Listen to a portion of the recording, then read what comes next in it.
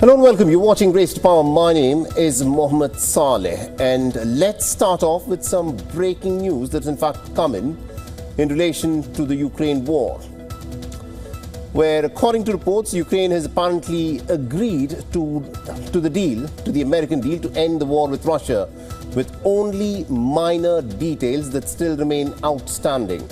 Now, there are multiple reports that cite US officials that say that Ukrainians have now agreed to a peace deal. They said that there are some minor details that need to be sorted out, but by and large, they've agreed with the sum and substance of this deal put forth by the Americans. Now, the US official statement appears to go further than the public position of the Ukrainian officials, who also have a delegation present in Abu Dhabi.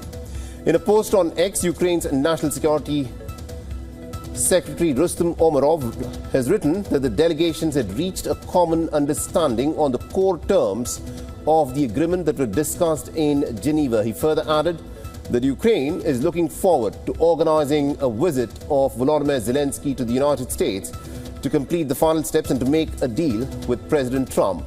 Now, Zelensky had earlier said that more work needs to be done. Now, all of this has come as the US's Army Secretary Dan Driscoll held a meeting with Russian officials in Abu Dhabi.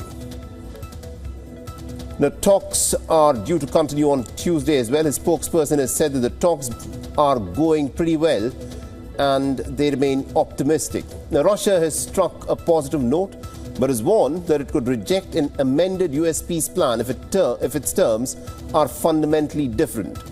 The Russian Foreign Minister Sergei Lavrov has said that the plan must reflect the spirit and the letter of the understanding that's been reached between Presidents Putin and Donald Trump in Alaska. Now, Russia and Ukraine have traded some deadly strikes overnight, with Russian missile and drone attacks killing at least about 7 people in Kiev. In Romania, the NATO fighter jets were scrambled after at least one Russian drone apparently entered into the Romanian airspace. The Romanian and the German NATO fighter jets were scrambled from the same base near Romania's border with Ukraine to respond to a drone incursion that penetrated deeper than ever into Romanian airspace.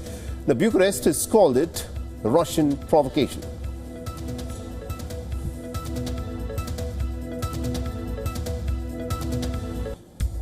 All right, now joining us on the broadcast with more updates on this, we've got our correspondent Susan Tehrani, who's joining us live from New York. Susan, this is an important update where this is now what is being said, that the American officials have said that the sum and substance of Donald Trump's 28-point peace plan has been agreed to by the Ukrainians, even though the reports which state that Volodymyr Zelensky still believes that some more improvements can be done on the peace plan. What are you picking up at your end?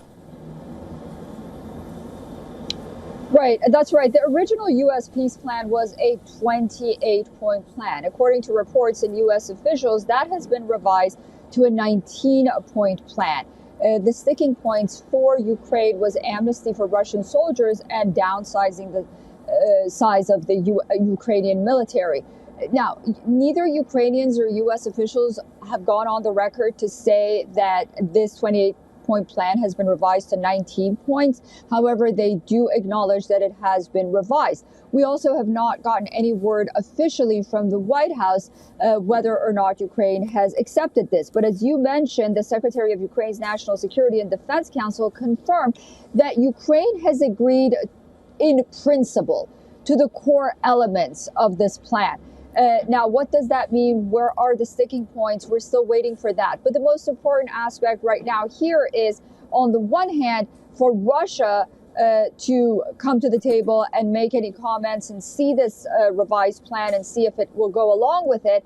And on the second hand, really, we know about this backdoor meeting between Russia and U.S. officials in Abu Dhabi. Russia or Ukraine have not acknowledged that these talks took place in the UAE. So it'll be interesting, first of all, that acknowledgement, and second of all, once this deal gets into Russian hands, how they're going to respond. And what does it mean for the situation on the ground? We have been reporting day in and day out that despite these negotiations happening, and now this is breaking news, that perhaps Ukraine has agreed to the core principles of this agreement, but will Russia continue to attack Ukraine, and will Ukraine continue to retaliate? So what happens on the ground militarily is very important, as well as in the next few hours as this story develops. Indeed, a lot of details are yet to come. When the guns will fall silent in this war is something that we'll have to wait and watch out for. And that very thorny issue of Ukraine having to cede land, there needs to be more details that have to be put out